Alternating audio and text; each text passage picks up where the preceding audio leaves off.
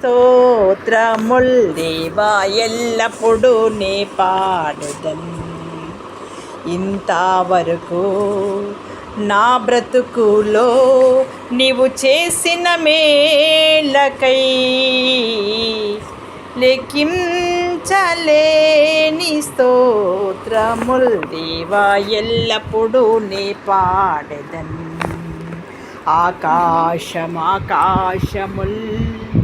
దాని క్రిందున్న ఆకాశము భూమిలో కనబాడువన్నీ ప్రభువా నిన్నే కీర్తింతున్. అడవిలో నివసించువన్నీ ఈ సుడిగాలియు మంచును.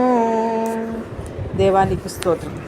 ఆశ్చర్యకరుడా, ఆలోచనకర్త, బలవంతుడైనా ప్రభో, నిత్యుండగు తండ్రి, సమాధానకర్త, నా రక్షకుడా. తన రెక్కలతో నిన్ను కప్పి కాచి నడుపును. ఆయన వాక్యం ఆత్మీయ ఖడ్గం నాకు కేడెము. మార్గములందు నన్ను గావ దూతలు నాకుండా, రాతికి పాదములు తగులాకుండా నన్నెత్తి పట్టుకొనెన్. సింహములాను నాగు ప్రాములను త్రొక్కి నడిచెదన్. సతానులోని శక్తిని జయించ అధికారం ఉన్నదే. దేవునికి స్తోత్రం. హల్లెలూయా. దేవుని వాక్యము ధ్యానించుకుందాం. అబ్రహాము ఆయన మాట వినినందున భూమి మీద ఆశీర్వాదం పొంది ఉన్నాడట. చెప్పండి, అబ్రహాము ఎవరి మాట విన్నాడు?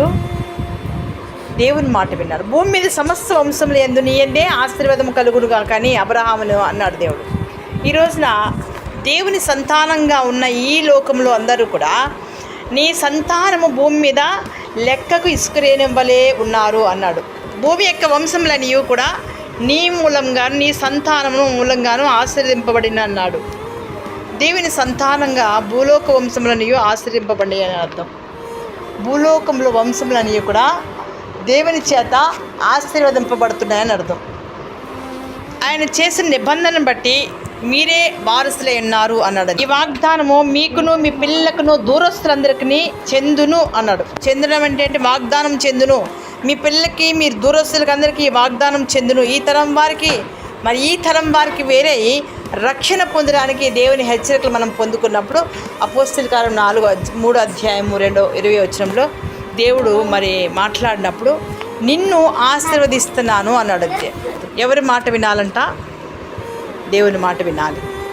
దేవుని మాట వినడం వల్ల నియమాలు నిబంధనలు కలిగిన వారంగా ఉంటాం. చూడండి, సాక్ష్యం ఇవ్వడానికి దేవుని నియమాల్లో మనకి ఏం కలిగి ఉండాలి? వినాలి. ఫస్ట్ సాక్ష్యాన్ని నిలుపుకోవాలంటే కీర్తనలు 88:1 13 చెప్పినట్లుగా మన సంతానానికి ఏమిచ్చాడు? ఒక సాక్ష్యం నిలిపాడు, నియమించాడు, సాక్షి నిలబెట్టాడు. బరువు దించుకోమన్నాడు, విడుదల పొందుకున్నాం, మేలు అనుభవించుకోమన్నాడు. వినాలి. ఆపత్కాలంలో నాకు మొరుపెట్టము, నీకు ఉత్తరం ఇస్తాను. మన మార్గములన్నీ కూడా ఎవరికి ఇవ్వాలి? ఆయనకి ఇవ్వాలి. అప్పుడు ఆయన ప్రజలు విన్నప్పుడు మేలు. ఆయన మార్గములను అనుసరించే వారికి మేలే, ఆయన ఆజ్ఞలు అనుసరించే వారికి మేలే. నీవు నా ఆజ్ఞలను ఆలకించవలననియు నేను కోరుచున్నాను. ఆలకించిన ఎడ్లా ఏమైతుంది చెప్పండి? క్షేమము అనండి అందరూ. క్షేమము నది వెలని. క్షేమం ఏమవుతుంది? నది వెలని. నీతి సముద్రము తరంగం వలనే విస్తారంగా దీవెనలు కలుగుతాయి అన్నాడు. అంతే. దేవుని క్షేమము మన ఇంటికి, మన బిడ్డలకు, మన సంతానానికి ఇవ్వడానికి సిద్ధంగా ఉన్నాడు. ఆయన సంతానంగా జీవిస్తున్న వారికి ఈ లోకంలో జయము విజయమును కలిగించినాడు. దేవునికి స్తోత్రం. హల్లెలూయా. ప్రార్థన చేసుకుందాం. మరి థ్యాంక్ యూ జీసస్. హల్లెలూయా.